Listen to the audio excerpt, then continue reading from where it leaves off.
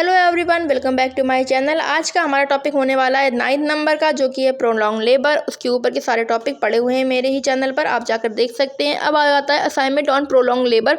इसमें डिफिनेशन दी हुई है, the labour is said to be prolonged when the combined duration of the first and second stage is more than the arbitrary time limit of 18 hours. इसका हिंदी में मतलब अगर हम जानेंगे तो इसका मतलब है, डिफिनेशन को परिभाषा कहते हैं। थोड़ा बहुत अगर हम इसका मतलब जान लें हिंदी में, इसका मतलब है प्रसव को तब लंबा कहा जाता है जब पहले और दूसरे चरण की संयुक्त अवधि 18 घंटे की मनमानी समय सीमा से अधिक हो। फिर इसकी एक नेक्स्ट हेडिंग है जो है लेटेंट फेस। इसमें 2 पॉइंट है। पहला है latent phase is the preparatory phase of the uterus and the cervix before the actual onset of labour. मतलब अव्यक्त चरण प्रसव की वास्तविक शुरुआत से पहले गर्भाशय और गर्भाशय ग्रीवा का प्रारंभिक चरण है। दूसरी हेडिंग है वो है, दूसरा जो पॉइंट है वो है normal latent phase is about 8 hours in primi, फिर 4 आवर्स इन मल्टी। तो है सामान्य अव्यक्त चरण के बारे में प्राइमी में 8 घंटे और मल्टी में 4 घंटे। इसी पेज की जो लास्ट हेडिंग है वो है प्रोलॉन्ग लेटेंट फेस, मतलब दीर्घकालीन अव्यक्त चरण में 3 पॉइंट है। पहला ए लेटेंट फेस दैट एक्सीड्स, एक अव्यक्त चरण जो आगे बढ़ता है। फिर है 20 आवर्स इन प्राइमी ग्रेविडा में 20 घंटे या 14 hours in multi gravida is abnormal, multi gravida में 14 घंटे असामान्य है। अगर आप नए हैं तो मेरे चैनल को लाइक कर दें, शेयर कर दें, सब्सक्राइब कर दें, बेल आइकन को प्रेस करना ना भूलें और प्यारे प्यारे कमेंट करते रहें। अब आप देखेंगे अगर तो इसमें आप जब जाएंगे सेकंड पेज नंबर पे तो इसमें 2 डायग्राम बने होंगे, जिसमें कि जो पहला डायग्राम होगा उस पर लिखा होगा, मतलब उसके बारे में होगा partographic analysis of labour to detect types of prolonged labour, protracted latent phase, protracted active phase and secondary arrest. अगर हम इसका हिंदी में मतलब जानेंगे तो यही मतलब है इसका कि लंबे समय तक चलने वाले प्रसव के प्रकारों का पता लगाने के लिए प्रसव का पार्टोग्राफिक विश्लेषण, दीर्घकालीन अव्यक्त चरण, दीर्घकालीन सक्रिय चरण और द्वितीयक गिरफ्तारी। फिर इसके बाद आप देखेंगे जो ये सेकेंड वाला होगा, ये आपके सामने खुलकर आया, ये रहा सेकेंड पेज जिसके बारे में पढ़ रही थी।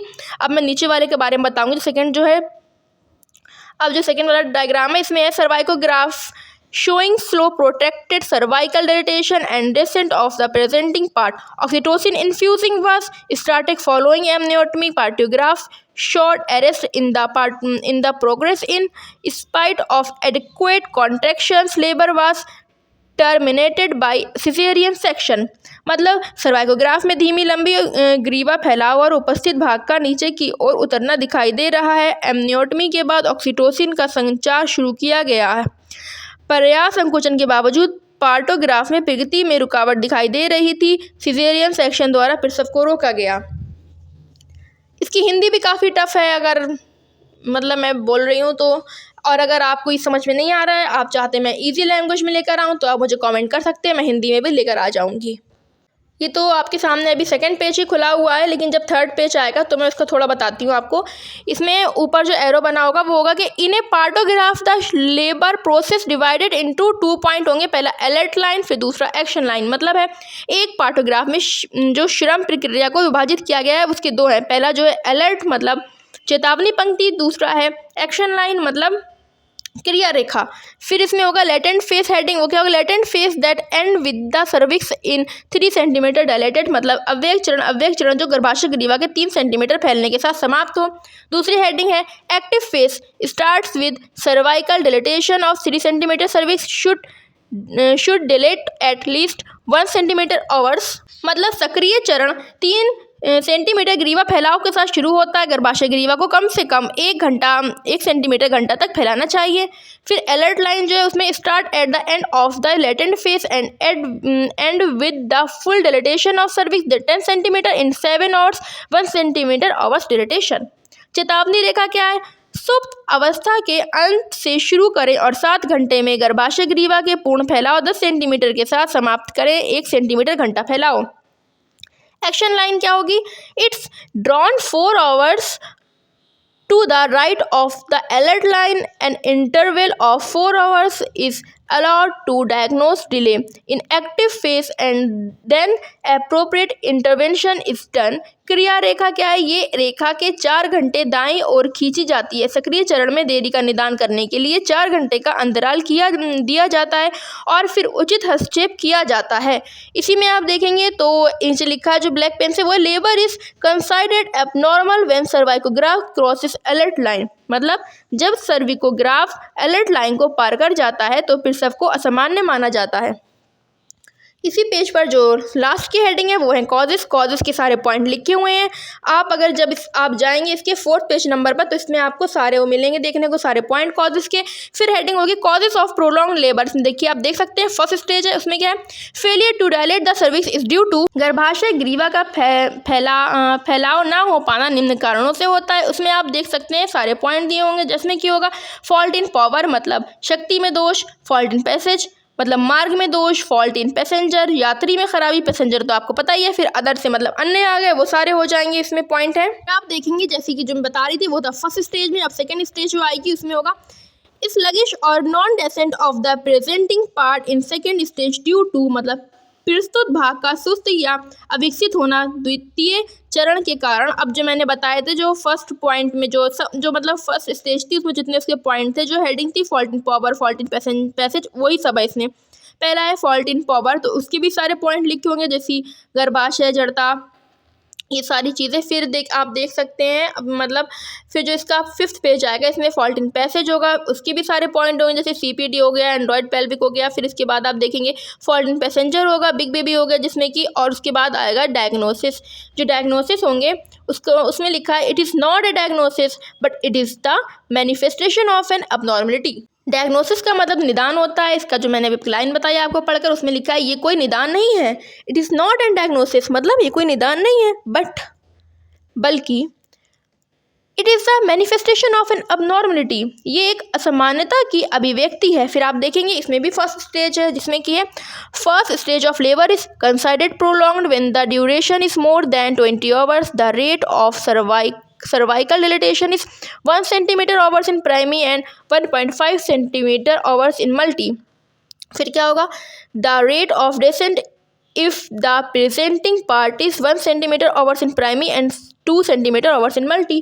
इसका मतलब है प्रसव का पहला चरण तब लंबा माना जाता है जब इसकी अवधि 12 घंटे से ज़्यादा हो। गर्भाशय ग्रीवा के फैलाव की दर प्राइमरी में 1 सेंटीमीटर घंटा और मल्टी में 1.5 सेंटीमीटर घंटा होती है। यदि प्रस्तुत भाग प्राइमरी में 1 सेंटीमीटर घंटा और मल्टी में 2 सेंटीमीटर घंटा हो तो अवरोहण की दर, तो जब आपके सामने खुलकर आएगा 6 पेज, तो उसमें आपको दिया होगा इसका सेकेंड स्टेज जो होगी, उसमें क्या है, the second stage is considered prolonged if it last for more than 2 hours in primary and 1 hours in multi. इसका मतलब है दूसरा चरण तब लंबा माना जाता है जब ये प्राइमरी में 2 घंटे से अधिक समय तक और मल्टी में 1 घंटे से अधिक समय तक रहता है। अब आप इसको समझ के पढ़ेंगे तो आपको समझ में आएगा, तो मैंने आपको हिंदी बता दी है। इसमें हेडिंग है द डायग्नोस्टिक फीचर्स ऑफ मतलब नैदानिक विशेषताएं हैं। फिर इसमें आपको दिए हुए होंगे 2 पॉइंट जिसमें होगा स्लगिश और non descent of the presenting part even after full dilatation of the cervix, मतलब गर्भाशय ग्रीवा के पूर्ण फैलाव के बाद भी प्रस्तुत भाग का सुस्त या अवरोहण ना होना। फिर है identification of the cause of prolongation, मतलब मस्तक प्रस्तुत में मोल्डिंग और कैपट गठन की। फिर इसके आगे जो हेडिंग है अब आप देख सकते हैं ये रही, इसमें मैं बताने जा रही हूँ जो डेंजर्स है हेडिंग फेटल की, ये मैं बताने जा रही हूँ। डेंजर्स सबको पता है, खतरा वही खतरों हो गया, इसलिए लगा डेंजर्स ज़्यादा हैं। फेटल मतलब भ्रूण, इसमें क्या है, the fetal risk is increase due to combined effect of, मतलब जो भ्रूण के संयुक्त प्रभावों के कारण भ्रूण का जो जोखिम है वो बढ़ जाता है। उसमें आप देख सकते हैं सारे पॉइंट है, हाइपोक्सिया उसके अंदर सारे पॉइंट है। फिर मैटरनल मतलब मार्ट की घटनाएं नहीं हैं, की घटनाएं बढ़ी हैं, इंक्रीज, तो क्या है maternal this is there is increase incidence of, इसमें भी दिया हुआ है। जैसे तनाव है, डिस्ट्रेस का मतलब तनाव होता है, ये सबको पता है। फिर जब आपके सामने इसका 7th पेज खुलकर आएगा, 7th पेज नंबर, उसमें ट्रीटमेंट दिया होगा, मतलब प्रिवेंशन, इससे कैसे मतलब ट्रीटमेंट जो होता है इसका वो प्रिवेंशन कैसे प्रोटेक्ट करें खुद को, इससे प्रिवेंट करें, तो वो आपको आगे आएगा खुलकर। उसमें भी इसके पॉइंट दिए होंगे, जब तक कि मैं उसमें चलती हूँ बताती हूँ आपको। इसमें भी पॉइंट दिए हुए हैं फॉर, आप देख सकते हैं एंटीनेटल और early intranatal detection of the life factors likely to produce prolong labour.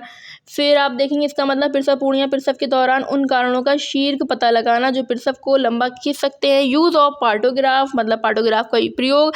Evidence of labour dehydration and इसकी लास्ट के जो पॉइंट है वो use of adequate analysis for pain relief, मतलब दर्द से राहत के लिए पर्याप्त दर्द निवारक दवाओं का उपयोग। फिर इसके आगे आप देखेंगे तो जो हेडिंग है वो है ये पेज जो आपके सामने खुल कर आया, मैं इसकी बात कर रही हूँ। इसमें जो हेडिंग है ट्रीटमेंट के अंदर, वो जो actual treatment careful evolution is done to find out, मतलब है एक्चुअल ट्रीटमेंट, वास्तविक उपचार।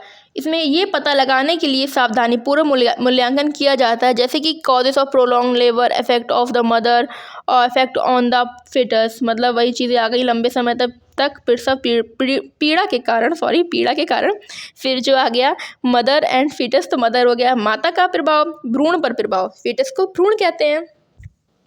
फिर जो इसकी हेडिंग है वो है, जो इसकी हेडिंग है मैं आपको उसके अंदर का बताऊंगी। इसकी जो हेडिंग है वो है प्रिलिमिनरीज। तो अब इसके अंदर का हम देखेंगे, मतलब प्रारंभिक, इसमें जो होगा वो है correction of keto acidosis should be done urgently by rapid intravenous infusion of Ringer solution, मतलब कीटो एसिडोसिस का सुधार किया जाना चाहिए रिंगर के घोल के तीव्र अंतःशिरा जल सेक द्वारा तत्काल।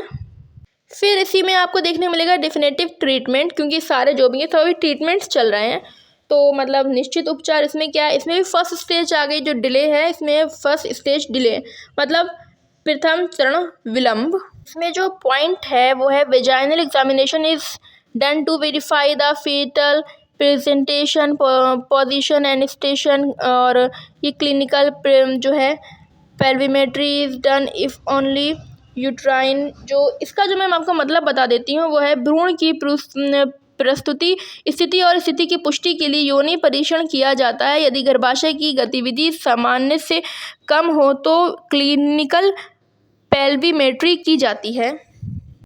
अब आप पहुँचे हैं ये जो नेक्स्ट पेज है, इसमें आप देख सकते हैं वो पीछे वाले उसी के सारे पॉइंट हैं। एमनियोटमी जो आ गया उसका है, एमनियोटमी और या ऑक्सीटोसिन इन्फ्यूज़न पर्याप्त है। उसके बाद 2 पॉइंट और हैं, जैसे कि caesarean section is done when vaginal delivery is unsafe, मतलब सिजेरियन सेक्शन तब किया जाता है जब योनि से प्रसव असुरक्षित होता है। फिर आप देखेंगे डायग्राम के ऊपर जो है वो है सेकेंड स्टेज, जो कि डिले है, मतलब दूसरे चरण में देरी।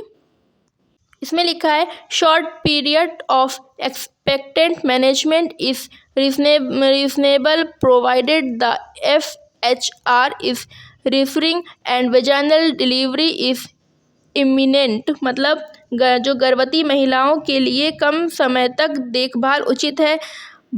और फिर क्या है, बशर्ते कि FHR आवश्यक करने वाला हो और योनि प्रसव निकट हो। तो ये आप देख सकते हैं इसमें। फिर ये मैंने डायग्राम बनाया है, फिर ये आप नेक्स्ट पेज पर आए, इसमें भी डायग्राम है, और इस जो मैंने ये डायग्राम बनाया जो आपके सामने खुला हुआ है, इसमें इस डायग्राम के नाम भी हैं, और जो इससे पहले है वो सिर्फ फोर्सेप्स डिलीवरी का दिखाया गया है। इसमें वैक्यूम एक्सट्रैक्शन है, तो इसमें इनके नाम भी लिखे हैं क्या चीज़ है, जैसे वेजाइनल कैनाल हो गया, ये ट्रैक्शन हो गया, सबके नाम लिखे हैं, आप देख सकते हैं। और जो पेज आपके सामने खुला है इसमें ये जो है नीचे समरी है, कंक्लूजन है, मैंने बिब्लियोग्राफी लिखा है, लेकिन बिब्लियोग्राफी मुझे नहीं लिखनी है, मेरे कॉलेज में मना किया गया, तो मैं इस हेडिंग को कट कर दूंगी। बाकी यहीं पर ये आज का टॉपिक ख़त्म होता है। अगर आप नए हैं तो आप मेरे चैनल को लाइक कर दें, शेयर कर दें, सब्सक्राइब कर दें, और बेल आइकन को प्रेस करना ना भूलें। प्यारे प्यारे कमेंट करते रहें। आप देख सकते हैं ये जो डायग्राम मैंने बनाए हैं इनको मैंने वाटर कलर से किया है कलर। बाकी तो आपके ऊपर है कि आप इन डायग्राम को बनाकर कलर करें ना करें, या फिर आप कुछ जो भी आपका मन करे। और जो मैंने इससे पहले जो मैंने डायग्राम बनाए थे, जो मेरे सेकंड पेज पर डायग्राम बने थे, वो भी मैंने वाटर कलर से किए हैं। तो यहीं पे मेरी वीडियो ख़त्म होती है आज की। Thank you for watching, bye.